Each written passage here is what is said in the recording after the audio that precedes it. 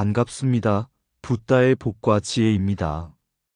오늘 우리는 왕생극락하는 일이 악업중생도 가능하다라는 주제로 부처님의 깊은 자비와 진리의 뜻을 함께 나누어 보려 합니다. 우리는 흔히 선한 사람만이 극락에 태어나고 악업을 지은 사람은 반드시 지옥에 떨어진다고 생각하곤 합니다. 하지만 부처님의 눈에는 그 어떤 존재도 버려진 중생이 없습니다. 부처님께서는 말씀하셨습니다.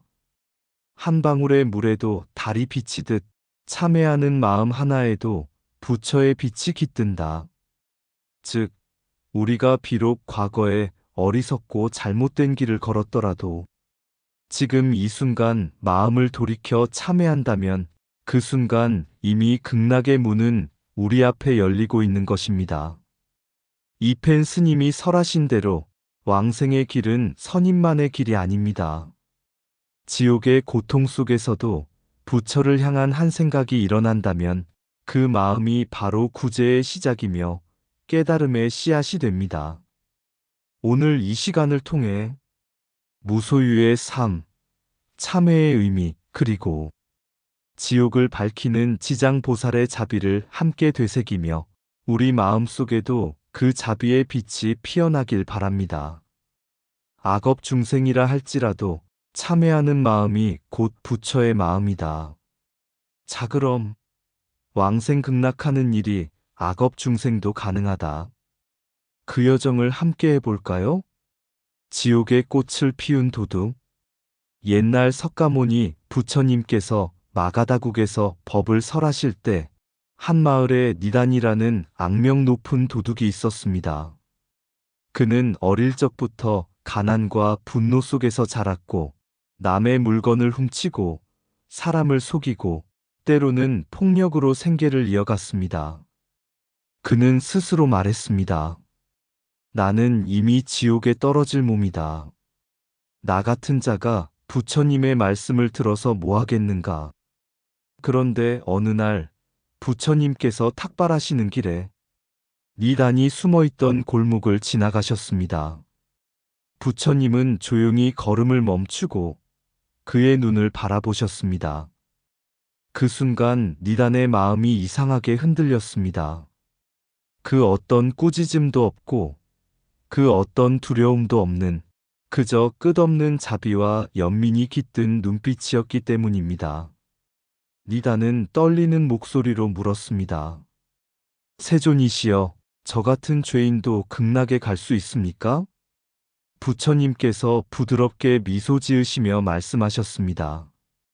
니단이여, 불성은 흙탕물 속에서도 더럽혀지지 않느니라. 네가 참으로 뉘우친다면 그 마음이 곧 극락의 문을 여는 열쇠가 되리라.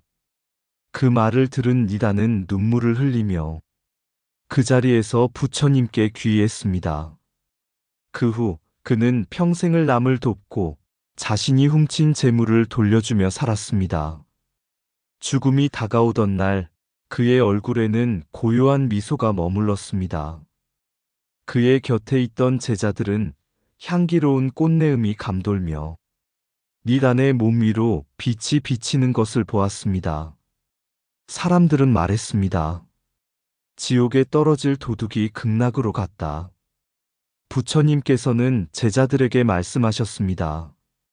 선인만이 아니라 참회하는 자 모두가 극락의 문에 이른다. 죄는 마음에서 생기나 마음을 돌이키면 죄 또한 사라진다. 이것이 진정한 자비의 길이다. 악업 중생이라도 마음을 돌이키면 극락에 이른다. 부처님의 자비는 선악을 가르지 않는다. 참회는 과거를 지우는 것이 아니라 미래를 새롭게 여는 문이다. 손을 비운 자 마음을 얻다.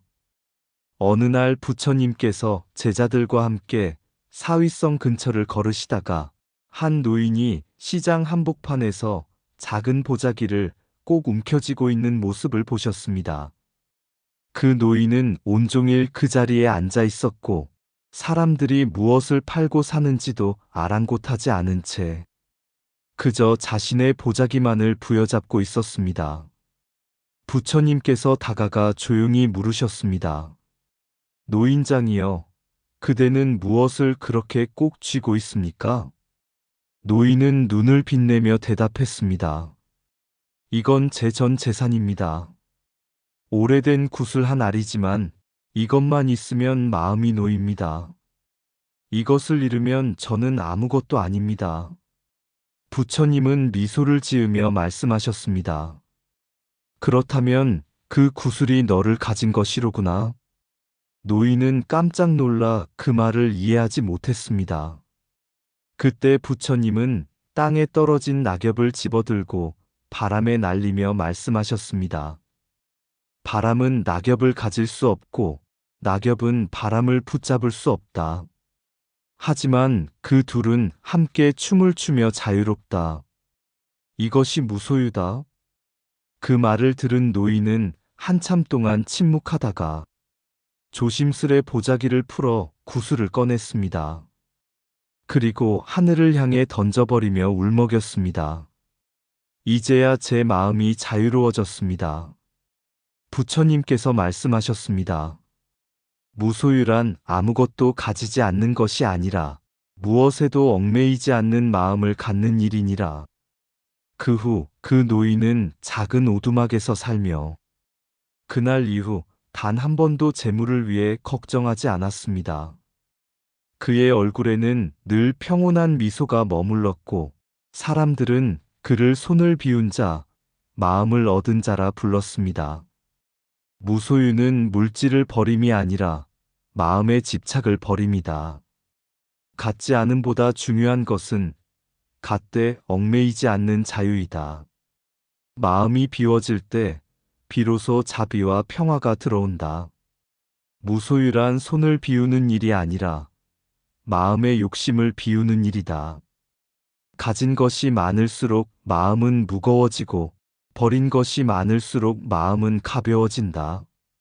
진정한 부는 소유가 아니라 집착으로부터의 해방이다. 물건을 버리면 공간이 생기고 욕심을 버리면 지혜가 들어온다. 무소유의 마음에는 바람이 머물지 못하고 번뇌가 뿌리내리지 못한다. 비움은 이름이 아니라 채움의 시작이다. 소유는 순간의 편안함을 주지만 무소유는 영원의 평화를 준다. 탐욕은 손으로 쥐려 하고 지혜는 마음으로 놓아준다. 집착을 놓는 순간 세상은 그대에게 모든 것을 내어준다. 무소유의 길은 가난의 길이 아니라 자유의 길이다. 내 것이라 말하는 그 순간 자유는 사라진다. 욕심은 마음의 족쇄요. 비움은 해탈의 열쇠다. 비운다는 것은 포기하는 것이 아니라 깨닫는 것이다. 세상을 다 가진 자보다 아무 것에도 매이지 않는 자가 더 부자다. 무소유의 삶은 결핍이 아니라 모든 존재와 하나 되는 충만이다. 지옥에서 핀 한 송이 연꽃. 옛날 부처님께서 영취산에서 법을 설하실 때였습니다.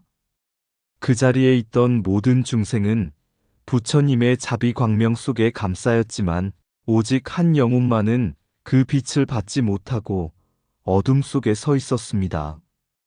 그는 참회하지 못한 살인자 아자타샤트루 왕이었습니다. 그는 탐욕과 분노에 휩싸여 자신의 아버지 빈사라 왕을 죽이고 왕위를 빼앗은 자였습니다. 그 죄의 무게 때문에 죽은 뒤에는 곧장 지옥의 불길 속에 떨어졌습니다. 지옥의 문이 닫히고 온몸이 불타는 고통 속에서 그는 자신이 저지른 죄를 떠올렸습니다. 그때 그의 마음속에서 이런 소리가 들렸습니다. 나는 이제 누구의 자비도 받을 자격이 없다. 부처님조차 나를 외면하셨을 것이다. 하지만 그 순간 지옥의 어둠 속에 한 줄기 빛이 스며들었습니다. 그 빛은 다름 아닌 부처님의 자비광이었습니다. 그 빛 속에서 부처님의 음성이 들려왔습니다. 아자타샤트루여, 너의 마음이 돌이키는 그 순간 지옥의 불길도 연꽃이 된다. 네가 참회하면 그 참회가 곧 극락으로 향하는 다리가 되리라. 그는 부처님의 음성에 무릎을 꿇었습니다. 그의 눈에서 눈물이 흘러내렸습니다. 그 눈물이 지옥의 불길에 떨어지자 그 자리에서 한 송이 연꽃이 피어올랐습니다. 그때 천상에서는 광명이 퍼지며 이렇게 노래했습니다. 지옥의 문도 닫히지 않는다. 참회하는 마음 앞에 자비는 늘 깨어 있다. 그날 이후 지옥의 수많은 중생들이 그 연꽃을 보며 참회했고 그들의 마음이 변할 때마다 불길은 연꽃밭으로 바뀌어 갔습니다. 악업 중생이라도 참회하면 구원받을 수 있다. 부처님의 자비는 죄의 크기에 따라 닫히지 않는다. 지옥이란 벌의 장소가 아니라 깨달음의 가능성이 남아있는 곳이다. 고통 속에서도 마음을 돌이킬 기회는 있다. 불성은 누구에게나 있다. 부처님은 선임만의 스승이 아니라 미혹한 자의 구원자이시다. 지옥에 떨어진 이도 마음을 돌이키면 극락의 문은 열린다.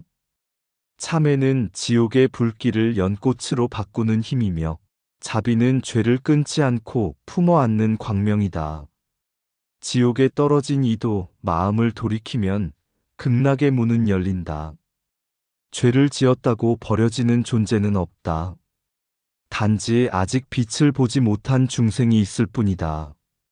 참회란 과거를 부정하는 것이 아니라 그 속에서 진리를 다시 세우는 일이다. 부처님의 자비는 하늘의 구름과 같아 선악을 가리지 않고 모두를 적신다.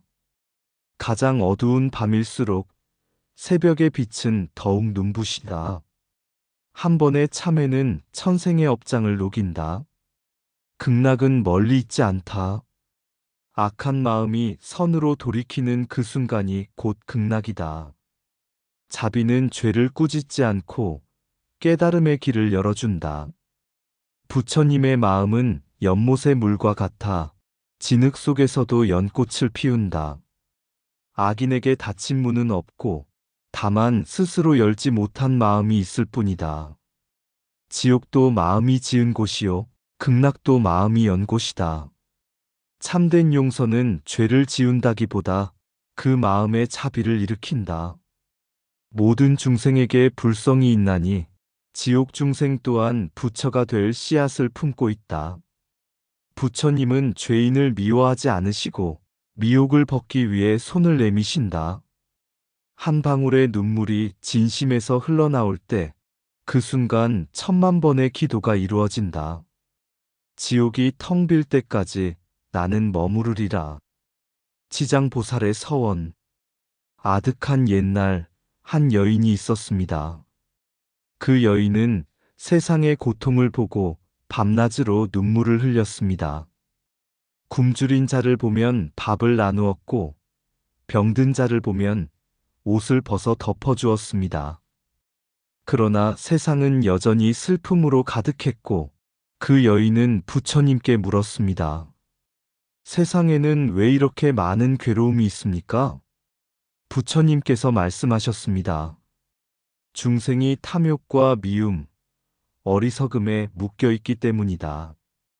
그러나 그 마음을 돌이키면 누구나 부처가 된다. 그 여인은 그 말씀을 가슴 깊이 새기며 서원했습니다. 부처님, 제가 먼저 지옥에 가겠습니다. 지옥에 한 중생이라도 남아있다면 저는 결코 성불하지 않겠습니다.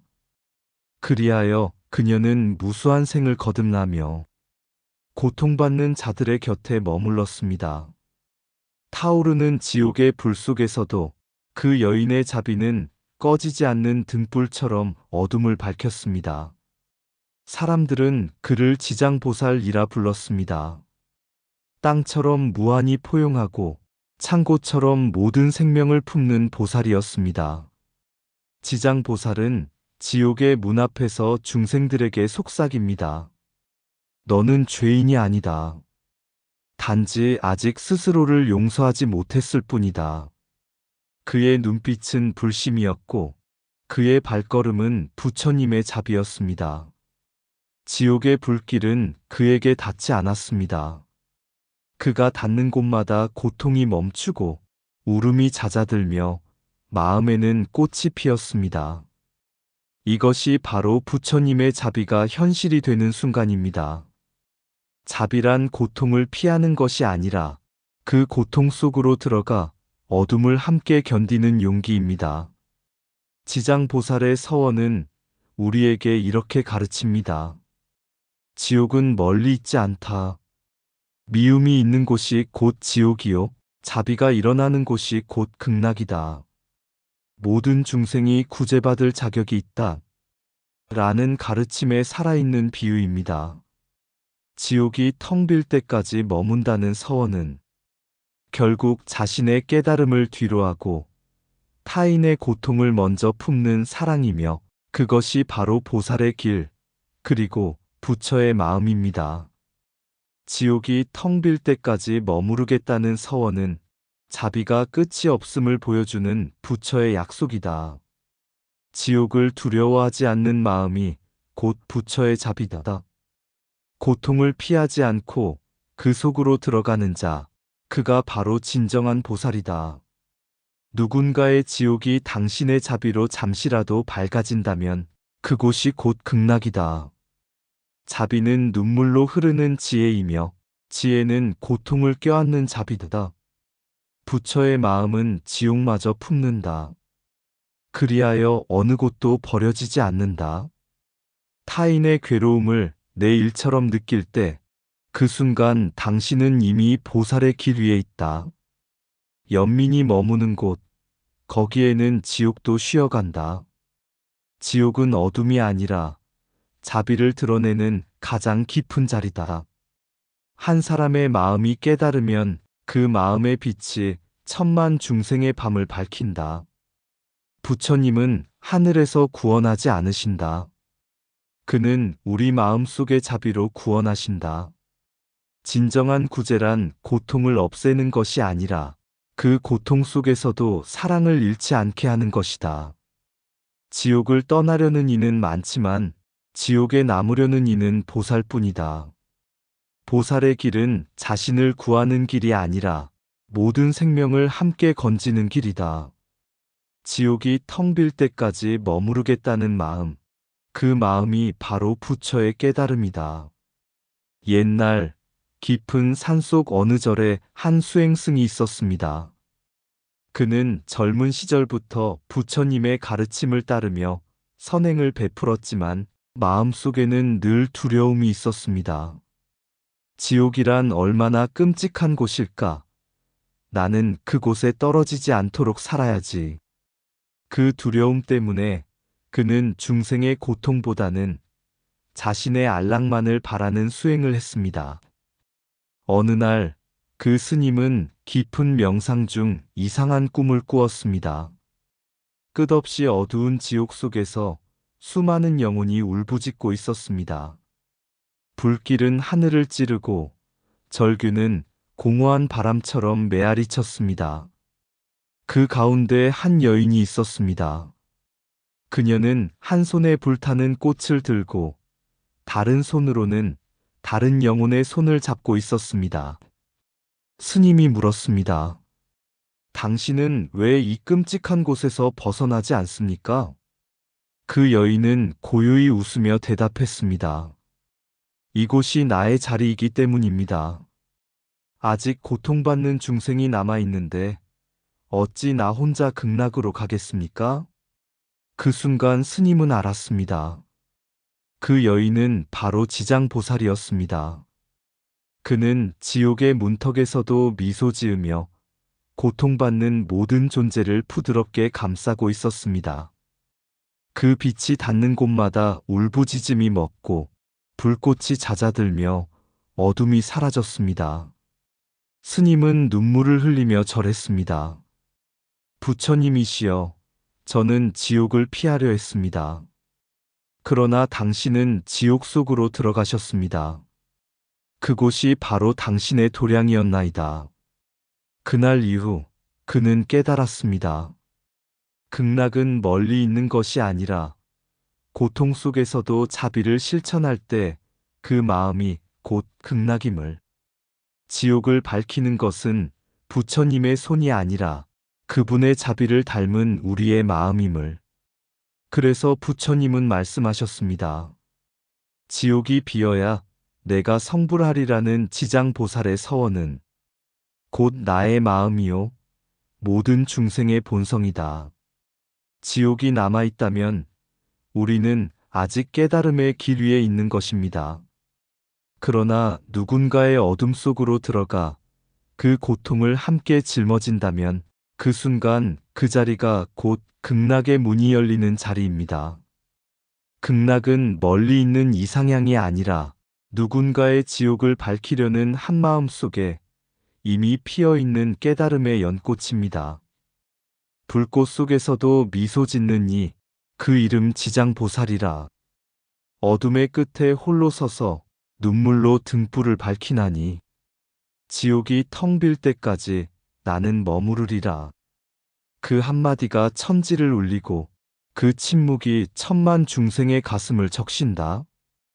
누구는 말하리 지옥은 벌이라 하고 누구는 말하리 극락은 멀다 하겠지만 보살의 마음은 경계가 없고 그 발걸음은 빛과 어둠을 가르지 않는다.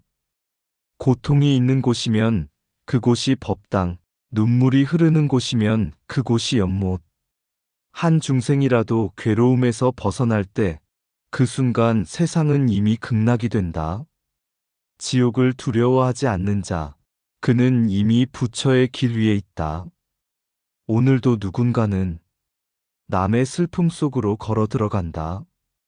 그 발자취가 남긴 자비의 흔적, 그것이 세상을 밝히는 빛이 된다. 이상 붓다의 복과 지혜였습니다.